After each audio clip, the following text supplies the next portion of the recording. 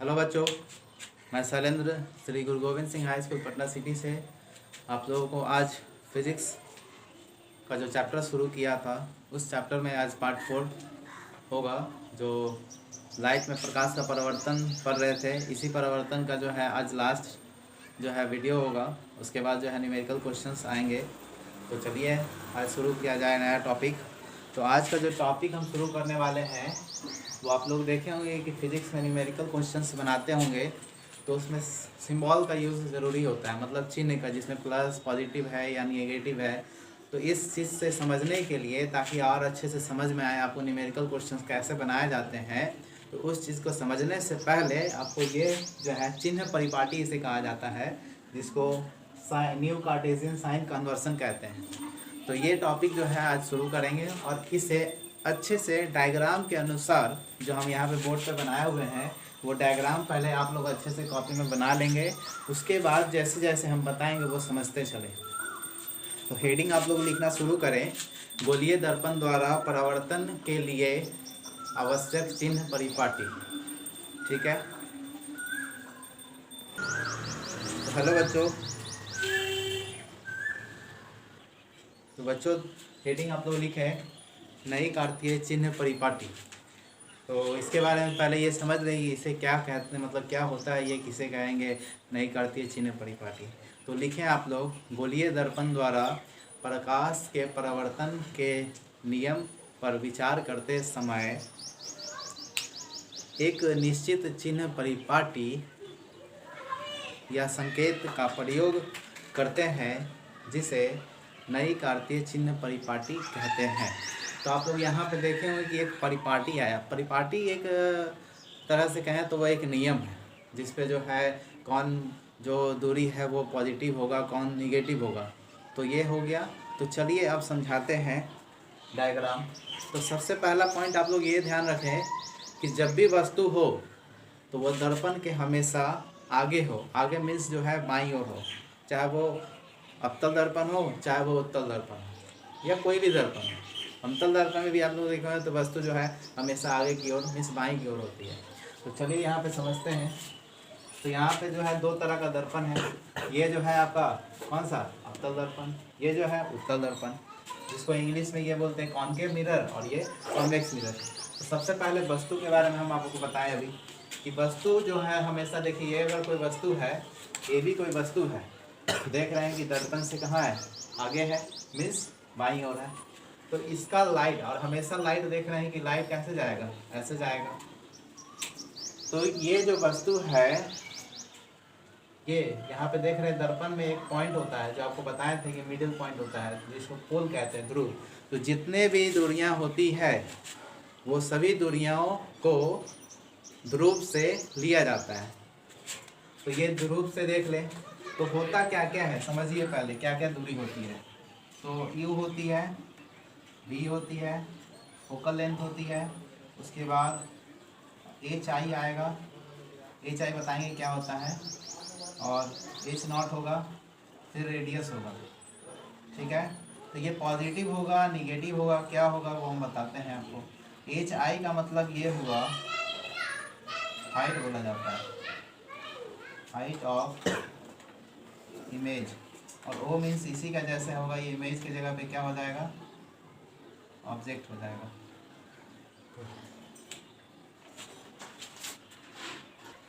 तो देखिए बच्चों, ये सब जो है, ये नीचे वाला आपको समझ में नहीं आ रहा होगा, वो लिख दे रहे हैं यहाँ पे हम ऊपर में एच ओ, और फिर इसी से रिलेशन होता है आर का। थोड़ा समझिए क्या होता है। सबसे पहले आपको हम बताएं वस्तु। तो वस्तु देख रहे हैं कि पी है, और जिस तरह से ये समझना है, तो जिस तरह आप नियामक ज्यामिति पढ़े हैं, नियामक ज्यामिति में जो ग्राफ होता है, जो देखे होंगे इस तरह का ग्राफ होता था, ये एक्स होता था और ये एक्स डैश, ये वाई, वाई डैश। तो ये इसमें देखें तो कोई एक पॉइंट होता है जिसको मूल बिंदु कहते हैं। तो जिस तरह नियामक ज्यामिति में मूल बिंदु से सभी दूरियां को कंपेयर किया जाता है, उसी तरह दर्पण में ध्रुव से किया जाता है। कहने का मतलब ये हुआ कि P जो होता है वो O के बराबर है। मीन्स कहने का मतलब ये हुआ कि पोल को ही हम दर्पण में, मीन्स मूल बिंदु को ही पोल कहते हैं। ठीक है, जिसको मीन्स यहाँ पे शो किया है। तो यहाँ पे देख रहे हैं कि एक पहले ये एक्स एक्सिस होता है, तो ये लाइन को क्या कहते हैं, हॉरिजेंटल लाइन, जिसको क्षैतिज कहते हैं। तो हॉरिजेंटल लाइन देख रहे हैं कि ये एक्स है, पी हो गया और एक्स डैश हो गया, जो हम आपको यहाँ पे शो भी किए हैं, x P dash means x axis दोनों में, ठीक है। तो ये एक्स एक्सिस है, तो इसी और एक्स एक्सिस है क्या, तो एक्स एक्सिस को अगर कहा जाए तो एक तरह से ये क्या है, प्रिंसिपल एक्सिस, जो आप लोग पढ़े भी हैं, प्रिंसिपल एक्सिस प्रधान अक्ष कहते हैं। तो प्रधान अक्ष पर ही उसी से तुलना करेंगे कि वस्तु क्या है, ऊपर होगा या वस्तु उसके नीचे होगा, ठीक है। तो ध्यान दें, ऑब्जेक्ट समझ में आ गया होगा, वस्तु दूरी जिसको बोलते हैं। अब मान के चलिए कोई वस्तु है तो प्रतिबिंब कहीं ना कहीं बनेगा ही।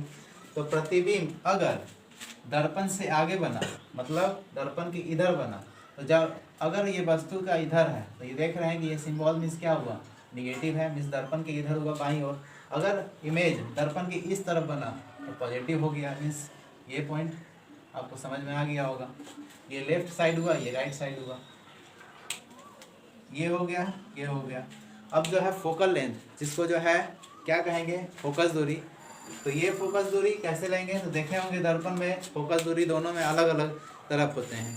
तो इसमें फोकस दूरी इधर है, ये देख रहे हैं, आपको हम बताए थे पिछले क्लास में कि फोकस दूरी कहाँ से, ये जो होता है, जो दूरी लिया जाता है, ये क्या कहलाएगा, फोकस दूरी। तो ये दर्पण के इधर होगा तो वो क्या हो जाएगा, ऋणात्मक हो जाएगा, मीन्स निगेटिव हो जाएगा। अगर इधर है, दर्पण के इधर है, जैसे इसमें देख रहे हैं, तो क्या होगा, ये पॉजिटिव हो जाएगा, ठीक है। फोकस दूरी क्लियर हो गया होगा। अब जो है फोकस दूरी क्लियर हो गया। अब जो है वस्तु है, तो वस्तु का कुछ साइज होगा, मतलब कुछ ऊंचाई होगा। तो ऊंचाई एक्स एक्सिस के अगर ऊपर है तो देख रहे हैं कि जैसे ये भी कोई वस्तु है, तो वो देखेंगे वाई एक्सिस में जब ऊपर जाते थे तो वो क्या होता था, पॉजिटिव होता था। उसी तरह से जब ऊपर जाएंगे तो क्या होगा, पॉजिटिव। अगर वस्तु एक्स एक्सिस के नीचे है तो वो क्या होगा, निगेटिव है, तो यहाँ पे बना हुआ है। तो क्लियर हो गया होगा आपको। अब जो है ऑब्जेक्ट हो गया। अब सिंपल है, जब ऑब्जेक्ट का कुछ मतलब ऑब्जेक्ट का कुछ हाइट होगा या आकार होगा, तो उसी तरह इमेज का भी कुछ ना कुछ आकार होगा। तो इमेज का साइज को समझने के लिए अगर प्रिंसिपल एक्सिस के अगर नीचे है तो वाई डैश चला जाएगा, जो आप लोगों को यहाँ पे हम समझाए हुए हैं। तो इसका मतलब वाई डैश का वैल्यू जब नीचे जाते हैं तो क्या होता है, निगेटिव होता है। उसी आधार पर जब नीचे है तो ये निगेटिव हो जाएगा। उसी तरह आप इसमें आए तो ये प्रिंसिपल एक्सिस के ऊपर है तो पॉजिटिव हुआ, प्रिंसिपल एक्सिस के इधर भी है तो पॉजिटिव हुआ। अगर ऐसा नीचे होता तो निगेटिव हो जाता, ठीक है। तो ये भी क्लियर हो गया, हाइट भी, ऑब्जेक्ट भी। अब बताए थे आर के बारे में, जिसको रेडियस ऑफ कर्वेचर या वक्रता त्रिज्या कहते हैं। तो जो फोकस होगा, जो फोकस का सिंबल होगा दर्पण में, वही जो है आर का सिंबल होगा, मीन्स रेडियस ऑफ कर्वेचर, ठीक है। तो इस प्रकार यहाँ पे आप लोग देख रहे होंगे, ये फिगर जो है बनाए हैं और काफ़ी अच्छे से समझ में आ जाएगा। बहुत सिंपल जो है यहाँ पे वर्ड हम यूज़ किए हैं। और ये देखिए पीछे लिखे हैं, आगे लिखे हैं, मीन्स ये दर्पण के आगे, क्योंकि ऑब्जेक्ट हमेशा इधर होगा, ये दर्पण के पीछे हो गया। उसी तरह फ्रंट हो गया, बिहाइंड हो गया।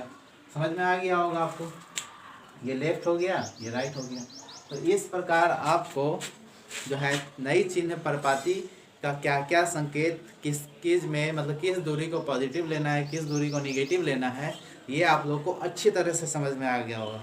और ये ध्यान दें कि जब भी ये समझें तो एक्स एक्सिस जो वाई एक्सिस होता है नियामक ज्यामिति, उसको साइड में ज़रूर बना के समझें, ताकि और आपको अच्छे से क्लियर होगा। तो बच्चों अब जो है अगला टॉपिक जो है शुरू करेंगे। तो अगला टॉपिक जो है वो next topic means mirror formula, जिसका जो है न्यूमेरिकल क्वेश्चन बनाने में या इससे संबंधित क्वेश्चन एग्जाम, बोर्ड एग्जाम से में वो 100% वो आता ही आता है। सॉरी, देखिए यहाँ पे नेक्स्ट टॉपिक जो है फिर मिरर फार्मूला है। तो मिरर फार्मूला है क्या, तो यह मुख्यतः जो है, ये देखिए यहाँ पे ये 1/u + 1/v is equal to 1/f, यही फार्मूला जो है मिरर फार्मूला है।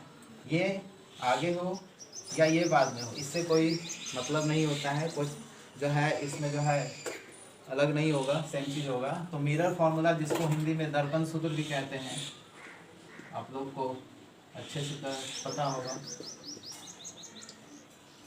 दर्पण सूत्र। तो ये देख रहे हैं कि ये U है क्या, V क्या है, F क्या है। आप लोग को हम अभी बताएं कि यू क्या होता है और वी क्या होता है और एफ क्या होता है। यू जिसको हम क्या कहते हैं, वस्तु दूरी, ठीक है। अगर इंग्लिश में बोला जाए तो क्या होगा, ऑब्जेक्ट डिस्टेंस। उसके बाद वी है, तो ये क्या होगा, प्रतिबिंब दूरी। और इसी को अगर बोला जाए इंग्लिश में, इमेज डिस्टेंस हो जाएगा। उसके बाद आता है एफ, जो आपको पता ही है एफ में क्या होता है, फोकल लेंथ, जिसको हम क्या कहते हैं, फोकस दूरी। कभी कभी ध्यान दें, फोकस दूरी को फोकसांतर भी कहा जाता है।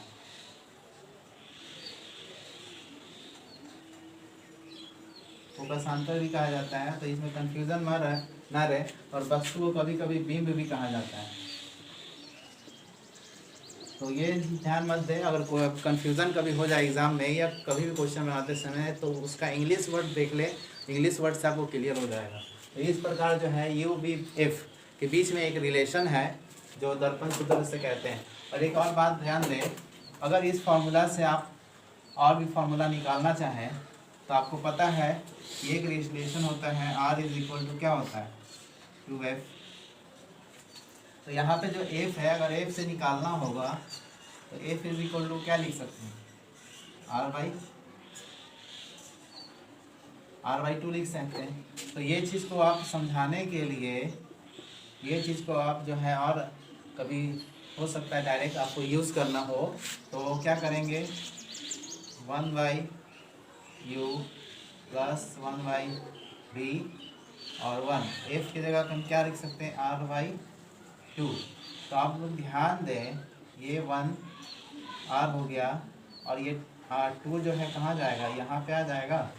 तो इस प्रकार हम क्या कर सकते हैं, 1/u plus 1/v is equal to, ये ना लिखकर आप ऐसे भी लिख सकते हैं, इक्वल टू 2/। और तो ये भी जो है एक फॉर्मूला है, ध्यान दें, तो ये भी लिख दें ताकि समझ में आ जाएगा। और सबसे इम्पॉर्टेंट बात आप नोट करके लिख लें, इसमें ये फार्मूला का जब भी यूज़ करें तो चिन्ह परिपाटी जो हम आपको बताए हैं, वो चिन्ह परिपाट में जो पॉजिटिव निगेटिव जो लिया जाता है वो ज़रूर लेना है। अगर नहीं लिए तो श्योर है कि वो गलत हो जाएगा। तो इस प्रकार ये टॉपिक समाप्त हुआ। अब जो है फिर अगला टॉपिक में चला जाए।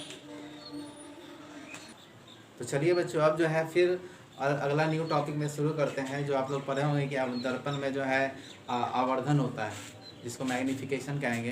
तो देखे होंगे आप लोग जो है स्थितियां देखे हैं अवतल दर्पण में, उत्तल दर्पण में। तो हर स्थिति में अलग अलग उसका प्रतिबिंब की प्रकृति बदल जाती है। तो इस आधार पर वस्तु का जो प्रतिबिंब होता है वो छोटा भी हो सकता है, बड़ा भी हो सकता है। तो इसी चीज़ को अच्छे से समझने के लिए जो है एक अलग टॉपिक बनाया गया, जिसको दर्पण का आवर्धन कहते हैं या मैग्नीफिकेशन ऑफ अ मिरर। इसका जो है मैग्नीफिकेशन, जिसको आवर्धन कहते हैं। तो समझिए पहले क्या है।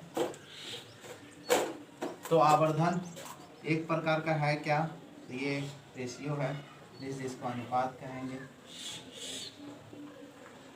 ठीक है। उसके बाद आवर्धन का परिभाषा लिख लिया, डिफिनेशन क्या होता है आवर्धन का परिभाषा। तो शुरू करें। गोलीय दर्पण द्वारा उत्पन्न आवर्धन वह आपेक्षिक विस्तार है जिससे पता चलता है कि कोई प्रतिबिंब बिंब के अपेक्षा, मतलब वस्तु के अपेक्षा कितना गुना आवर्धित हुआ है। तो समझ में आ गया होगा। और आगे चले तो परिभाषा तो हो गया। अगला कि ये जो है आवर्धन, इसको स्मॉल m से सूचित किया जाता है, मतलब दर्शाया जाता है, डिनोट किया जाता है स्मॉल m, इसलिए क्योंकि m का फर्स्ट लेटर मैग्नीफिकेशन में m फर्स्ट लेटर है, इसी कारण। और क्या यूनिट, ध्यान रखेंगे कि जो इसको हिंदी में मात्रक कहा जाता है, तो आवर्धन का मात्रक कोई नहीं मीन्स कभी नहीं होगा मात्रक। क्यों नहीं होगा वो हम आपको बताएंगे क्यों नहीं होगा। तो इस प्रकार जो है ये समझ में आ गया। अब जो है आवर्धन का फॉर्मूला आप लोग को लिखाएंगे। तो आवर्धन का फॉर्मूला आप लोग लिखें। तो सबसे पहले ये जो रेशियो हम बताएं, इस रेशियो के आधार पर आपको तो एक नॉर्मल हम परिभाषा बता दिए, और फॉर्मूला के आधार पर भी है एक परिभाषा होता है, जिसको हम यहाँ पे देखिए आप कैसे समझ आते हैं आपको। तो अभी हम आपको क्या बताएं कि एम से डिनोट किया जाता है, और एम मीन्स होता है एक और परिभाषा होता है प्रतिबिंब की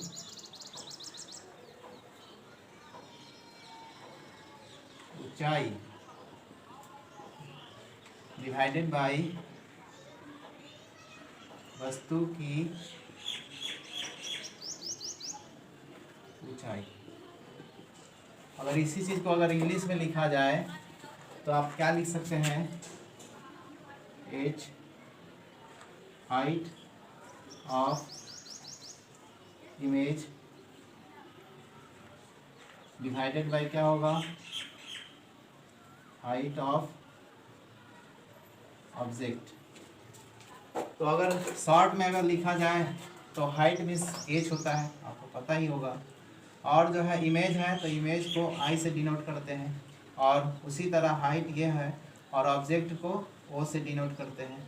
तो हम एक फार्मूला ये भी लिख सकते हैं, m is equal to H I by H naught. इसको एच नॉट बोलेंगे या एच ओ भी बोल सकते हैं, क्योंकि ओ मीन्स यहाँ पे ऑब्जेक्ट हो रहा है और आई मीन्स जो है इमेज हो रहा है। तो समझ में आ गया होगा आप लोग को। तो एक परिभाषा ये भी बोल सकते हैं कि आवर्धन एक अनुपात है जिसमें प्रतिबिंब की ऊंचाई और वस्तु की ऊंचाई से दर्शाया जाता है। ठीक है, इस प्रकार फॉर्मूला हो गया। इसके अलावा भी एक दूसरे रूप में फॉर्म आता है जो आप यहाँ समझें।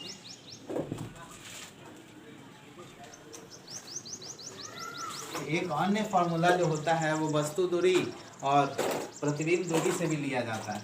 तो देखिए यहाँ पे m इज इक्वल टू हमेशा ध्यान रखेंगे कि माइनस भी होगा, माइनस भी बाई यू। तो ये भी जो है फार्मूला का यूज़ कर सकते हैं जब वस्तु दूरी या प्रतिबिंब दूरी दिया हो। तो यहाँ ध्यान रखें कि माइनस भी ज़रूरी है फार्मूला में। अब थोड़ा समझें कि इसमें कुछ जो है नोट्स है, जिस कहने का मतलब बनाने के समय आप जब इस फार्मूला का यूज़ करेंगे तो कभी m का वैल्यू पॉजिटिव हो जाएगा, कभी निगेटिव आ जाएगा, कभी जो है वैल्यू 1 से छोटा हो जाएगा, कभी 1 से बड़ा हो जाएगा। तो इस आधार पर जो है कुछ पॉइंट्स हैं, तो उस पॉइंट्स को आप लिख लें कि जब m का वैल्यू मीन्स कहने का मतलब ये हुआ कि m का वैल्यू अगर पॉजिटिव आया तो पॉजिटिव मीन्स क्या होता है, मतलब ये हुआ कि आप अभी अगर फॉर्मूला पढ़े थे h बराबर क्या पढ़े थे, H I by H object. तो इस स्थिति में क्या होगा कि अगर वस्तु में आवर्धन बस मतलब प्रतिबिंब का आवर्धन अगर पॉजिटिव आया, इसका मतलब ये हुआ कि जो प्रतिबिंब है, प्रतिबिंब की प्रकृति लिखा जाएगा। तो प्रकृति ये हो जाएगा क्या, आभासी। आभासी होगा, जिसको हम आभासी को हम सीधा भी कहा जाता है। ठीक है, ये समझ में आ गया होगा। ये पहला कंडीशन हो गया। अब जो है m जो है निगेटिव आया तो प्रतिबिंब की आकृति क्या हो जाएगी, तो प्रतिबिंब की आकृति जो है वास्तविक हो जाएगी, वास्तविक हो जाएगी।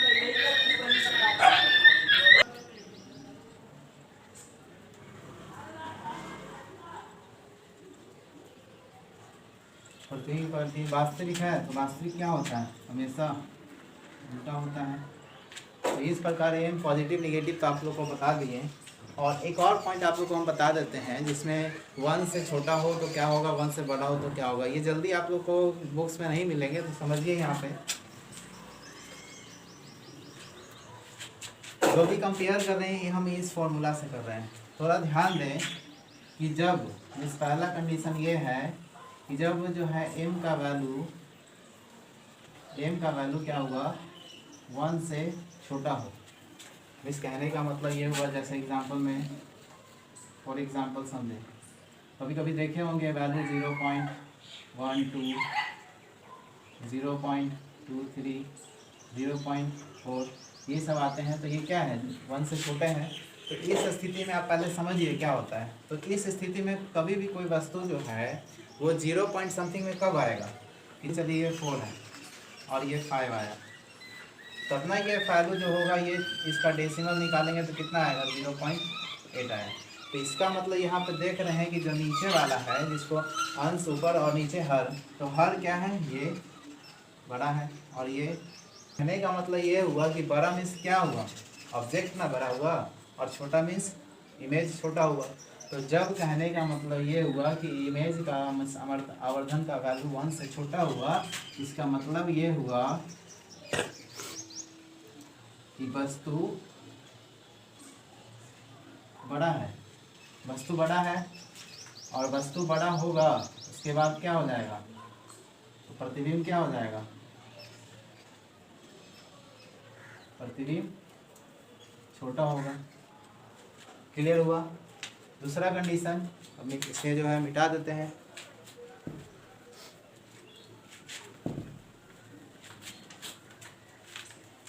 दूसरा कंडीशन ये होगा कि जब इनका वैल्यू 1 से बड़ा हो, देखे होंगे 1.2 आता है, 1.4 आता है, या 1 पॉइंट समथिंग कुछ भी है। तो इस स्थिति में आप लोग क्या करेंगे, देखिए इसी चीज़ को समझने के लिए, तो अगर ये 5 हो गया, ये 4 हो गया, तभी ना इस कंडीशन में होगा। मीन्स कहने का मतलब नीचे वाला वैल्यू से बड़ा होगा वैल्यू, तो यहाँ पे ये क्या हो जाएगा, ये बड़ा हो गया और ये नीचे छोटा हो गया। तो बड़ा छोटा इसका मतलब हुआ क्या, इसका मतलब ये निकला कि वस्तु का साइज कहने का मतलब, वस्तु का कहने का मतलब ये वस्तु का आकार ये ध्यान रखें कि आकार लंबाई भी हो सकता है, चौड़ाई भी हो सकता है, ऊंचाई भी हो सकता है। तो वस्तु का आकार क्या होगा, थोड़ा आप बताइए, वस्तु का आकार ये क्या होगा, यहाँ पे छोटा हो जाएगा। और प्रतिबिंब क्या हो जाएगा, प्रतिबिंब का आकार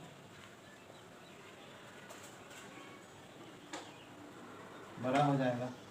तो इस प्रकार जो है आवर्धन में जो है कुछ नोट्स थे जो लिखाए, जो आप लोग को न्यूमेरिकल क्वेश्चंस मीन्स जिसको आंकिक प्रश्न भी कहते हैं, फिजिक्स का न्यूमेरिकल क्वेश्चन बनाना काफ़ी आसान है, मगर आप लोग ध्यान देंगे तो इस प्रकार ये टॉपिक जो है जो बताना था आवश्यक पॉइंट्स वो हमको आप लोग को बता दिए। अब जो है अगला टॉपिक बताएंगे। तो बच्चों चलिए अब अगला टॉपिक शुरू किया जाए। अगला टॉपिक का जो नाम है वो दर्पण की पहचान। इस दर्पण का पहचान क्या कैसे करेंगे, दर्पण का पहचान। तो दर्पण का पहचान करने के लिए 2 स्थिति पे आप पहचान कर सकते हैं। पहला, उसे स्पर्श करके, मतलब उसे टच करके। दूसरे, उस दर्पण में बने प्रतिबिंब की प्रकृति के बारे में अगर जानकारी हो गया या आपके पास जानकारी है तो उस स्थिति में आप बता सकते हैं कि वो दर्पण है तो कौन सा है। ठीक है, तो पहला जो है आपको हम क्या बताएं, स्पर्श कर, और दूसरा प्रकृति, इस प्रतिबिंब की प्रकृति पर।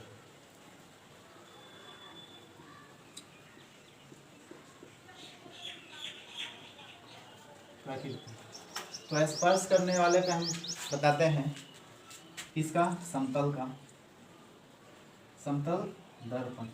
तो समतल है वैसा दर्पण जिसकी जो परावर्तक सतह जो होता है वो क्या होगा, ये देख रहे हैं, परावर्तक सतह क्या होना चाहिए, समतल होना चाहिए। तो बस समतल दर्पण हो गया। दूसरा जो है अवतल दर्पण। तो अवतल दर्पण का फिगर देखें क्या होता था, यही ना है अवतल दर्पण। इसका मतलब क्या हुआ कि बीच में जो है धंसा हुआ हो और किनारे में उठा हुआ हो, ये हो जाएगा अवतल दर्पण। उसके बाद जो है तीसरा उत्तल दर्पण। उत्तल दर्पण क्या था, उत्तल दर्पण यही है, मगर ये जो है इस तरफ से होता था, मतलब ये उठा हुआ बाहर देख रहे हैं ना, लाइट जब भी आएगा तो इधर से आएगा इस प्रकार, ये ऐसे नहीं। देखिए अगर इसको बनाया जाए ऐसे तो देख रहे हैं, ये ऊपर बनाते हैं इस प्रकार, तो ये क्या होगा, अंदर से ये पेंट किया हुआ रहेगा। तो ये देख रहे हैं किनारे के अपेक्षा बीच में क्या है, उठा हुआ है। तो वैसा दर्पण जिसका परावर्तक सतह बीच में उठा हो और किनारे में धंसा हो, वो क्या हो गया, उत्तल दर्पण। तो ये जो है पॉइंट हो गया खत्म, किसमें, स्पर्श करने वाले पे। अब जो है प्रतिबिंब की प्रकृति में बनाते हैं, समतल पे बताते हैं सबसे पहले, ये तो खत्म हुआ। अब जो है इसका बात करते हैं समतल में। तो देखे होंगे इसकी प्रकृति क्या क्या होती है। समतल दर्पण की प्रकृति आप क्या देखें, तो सिंपल चीज़ है, ये वस्तु का जितना साइज होगा प्रतिबिंब का साइज भी वही बनेगा, चाहे वो कहीं पे भी हो वस्तु। प्रतिबिंब जितना दर्पण से आगे हो, प्रतिबिंब का बनने का जो है दर्पण से उतना ही पीछे होगा, ठीक है। और हमेशा समतल में आभासी होता है। तो इस प्रकार समतल का पहचान हम कर सकते हैं। अब जो है अगला जो है अवतल है। तो अवतल का जो पहचान करना है, सबसे लास्ट वाला जो कंडीशन था, सिक्स्थ कंडीशन, छठा कंडीशन जो बताए थे कि जब वस्तु को जो है दर्पण के ध्रुव और फोकस के बीच में लाया जाता है तो वस्तु का प्रतिबिंब बड़ा बनता है, आभासी बनता है, ठीक है। तो उस स्थिति में जो है आपको अवतल दर्पण का पहचान कर लिया जाएगा। उत्तल में क्या होता है, अब आते हैं उत्तल में। उत्तल दर्पण में आपको कंडीशन क्या था, तो उत्तर में देखे होंगे कि हमेशा वस्तु हमेशा वस्तु जो है छोटा होता है, प्रतिबिंब मतलब हमेशा प्रतिबिंब जो होता है वो क्या होता है, छोटा होता है, ठीक है। तो इस प्रकार आप जो है प्रतिबिंब की प्रकृति के आधार पर भी दर्पण का पहचान कर सकते हैं। तो इस प्रकार जो है अब परावर्तन का लगभग टॉपिक आप लोगों को हम बता चुके हैं। अब जो है आप लोगों को न्यूमेरिकल क्वेश्चंस दिखेंगे, आप जो है पहले उसे पढ़ें और उसके कैसे बनाया जाता है, कैसे उसके बारे में जानकारी पहले है कि क्या क्या हमको क्या करना है। तो वो चलिए शुरू करते हैं अब।